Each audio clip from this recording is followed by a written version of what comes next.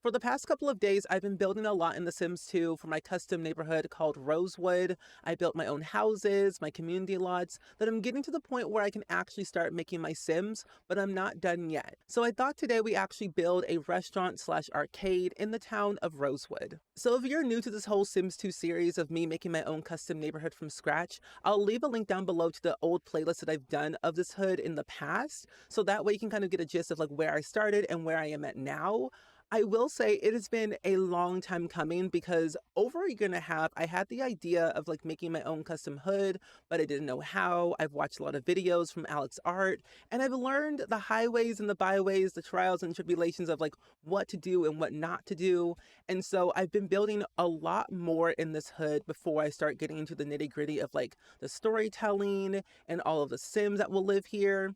And I have like a general idea of what I want to do for the Sims and a general idea what I want to do for the story. But as I continue to build and look at all the buildings I've done from townhouses, restaurants, trailer parks, apartments, things like that, I can kind of slowly come to terms of what the story will truly be.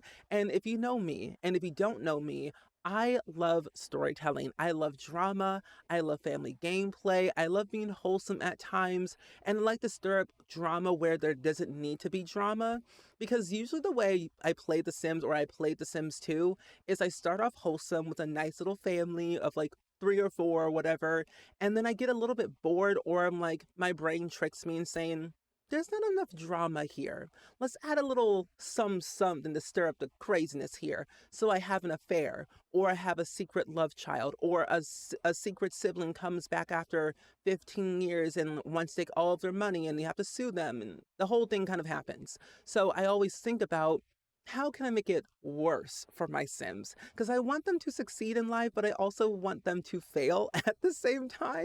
Because I'm a little bit crazy with The Sims and I really just enjoy just looking at what they could do, what they can't do from like their memories, their job, their career, their degree that they have. Like there's so many intricate things that I still do not have like learned about The Sims 2, even though I've been playing this game since the literal beginning of the Sims franchise for like 26 years, Sims 2 since the dawn of time of 2003. I've learned a lot, but I never really played the game. And so when I made my own Sims 2 Legacy Challenge, the Durban Legacy Challenge, I really got into the idea of like, oh, so these are features that were already in the game and I never knew it actually existed. Like, I did not know you could actually move in Bigfoot into your own house. I did not know that. I knew you could like visit Bigfoot and interact with Bigfoot, but I didn't know you actually could have Bigfoot live with you. And also, I did not know if you're either friends or you're dating your landlord with apartment life, your rent gets reduced. There's like little things I did not know, but I also was like, this is really good for like storytelling and like general gameplay and just overall just playing the game in a different way that you normally don't play. Cause I used to make a lot of machinima short film, like voiceover episodes things in The Sims 2 on my old YouTube channel. And I kind of want to get back into that because I love being able to like be a director and like, film things in a different way with like animations and like voiceover and like all these little cool things. So when making Rosewood for this hood, I wanted to like do something that was from like my roots of like when I started making YouTube videos for The Sims, and then my general love of just film and TV and storytelling and like being a director and being an actor. So I always had an appreciation of like the craft of storytelling and the craft of just making things that were not being made in real life, or my two little brain cells wants to make something new that I haven't seen yet.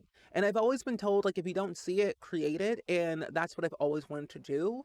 And I always thought to myself, how can I make something for me, but also for others at the same time? And so making this hood, especially like this restaurant slash arcade, as I'm like building, I'm not talking about the build at all. I think I wanted to make sure that every little sub part of the hood had their own unique, I don't know, like vibe. So this upper part of the map is like the woods area. There's a lot of like broken down abandoned properties. We have a very low income area. We have two houses on one lot, most like a trailer, two trailers on one lot. We have a broken down motel that is not really well upkept. Trust me, you do not want to stay there. But if you do, don't sue me because I just told you, live there, stay there, do what you want, don't sue the landlord because I'm not liable. But I will say, having a broken down library and a very not well upkept strip mall, I just have like all these little things that I really loved about this like upper part of the woods area. There is technically one more, I believe, one more lot that I have to build up here, then like the woods area is done. And then I can move on to like the other parts of the world. I need to focus a lot more on the farmers market area, which is what I want to do more of because I've only built technically two lots there. The first video that I remember doing was like a farmers market, and that was really fun. And if you haven't seen that video, it's in the playlist. But I did that one, and then I built like a ready to move in house that I've done a long time ago.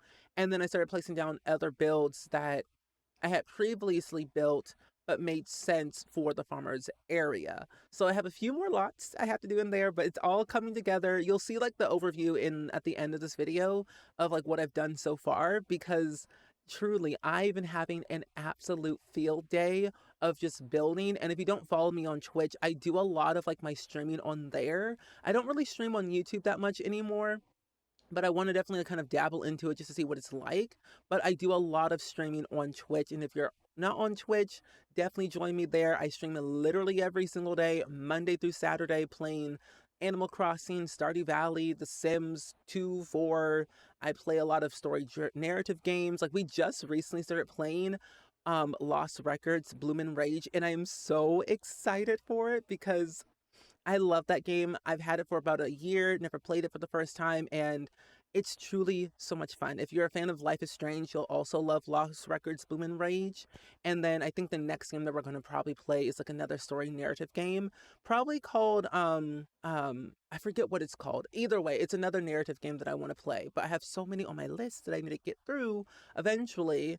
But I want to definitely dabble into more things here on YouTube and like try out Sims and more Animal Crossing and like definitely dabble into more Stardew Valley.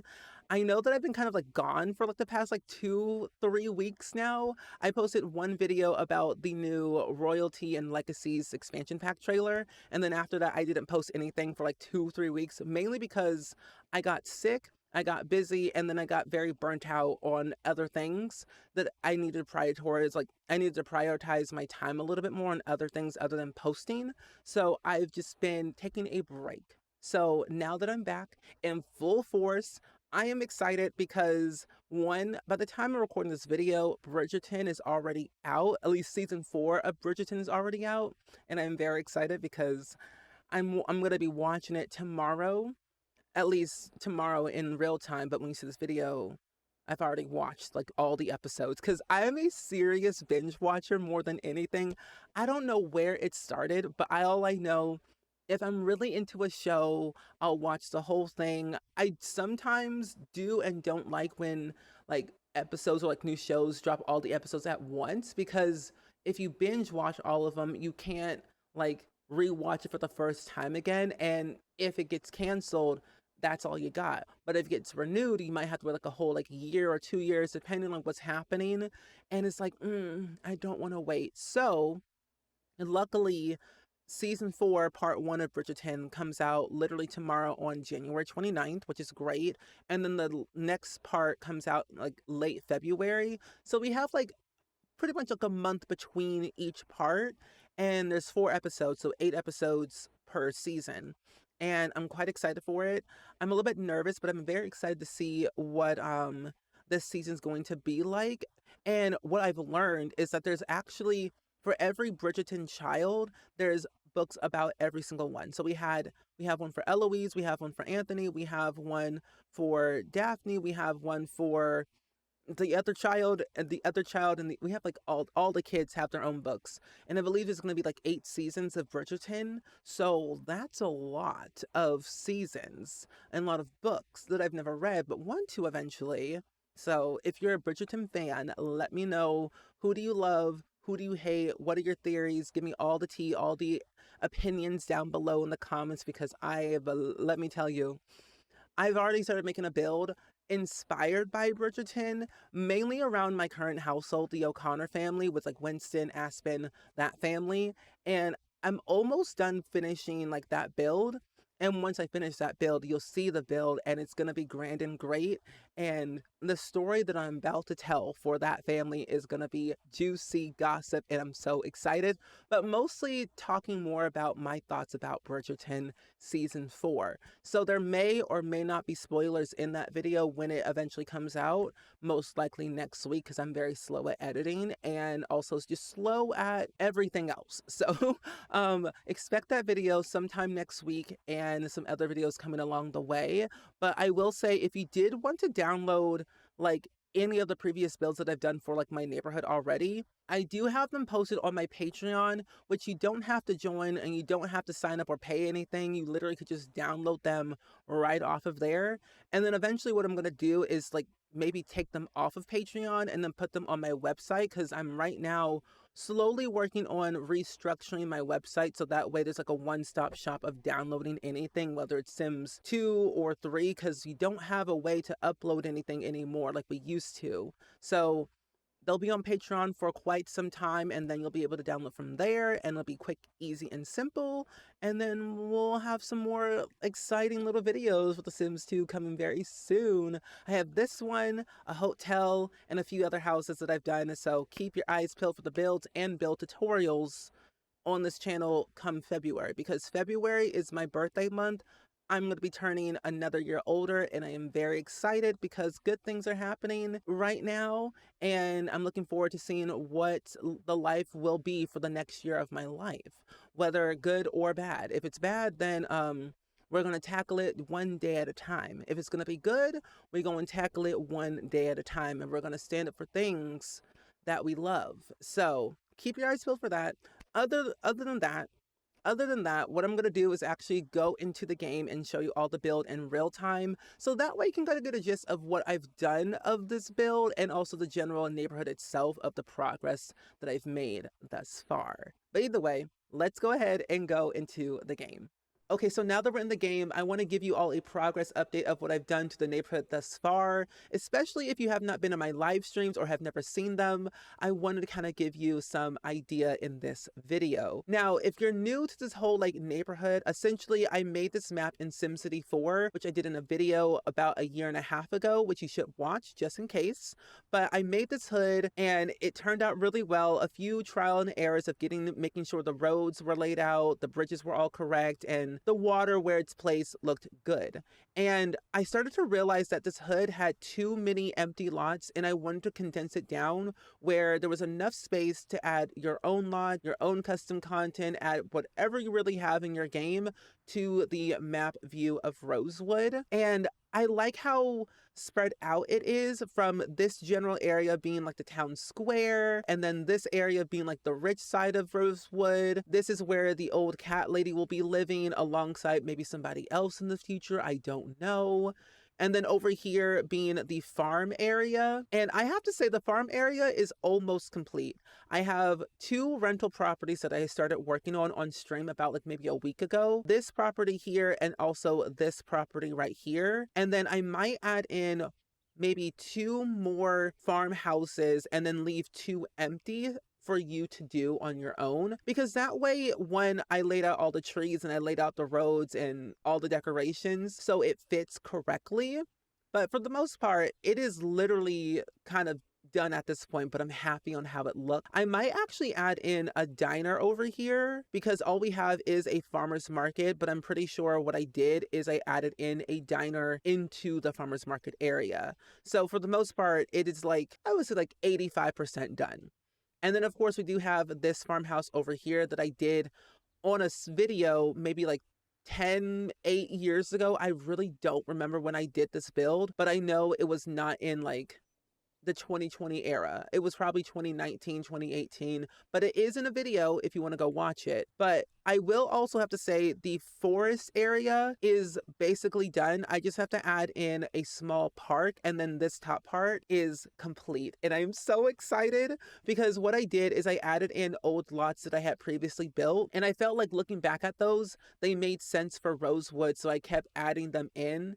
And I probably had over at least 20, 15, 20 builds that I've done that made sense for Rosewood. So I added in a very old apartment that I built eons ago that worked in the forest area. The bottom part of the apartment is fully furnished, has a garage, and then there's also an empty apartment up top. And then we have a strip mall, we have a library, we have a motel, we have the diner that is going to be in this video, and then 2 houses on one lot that are rentable. And then it's basically done. But every single build that I've done is gonna be a speed build. It's just taking me forever to edit anything because I am all over the place. I have travels, I have acting, I have mental health that I have to focus on.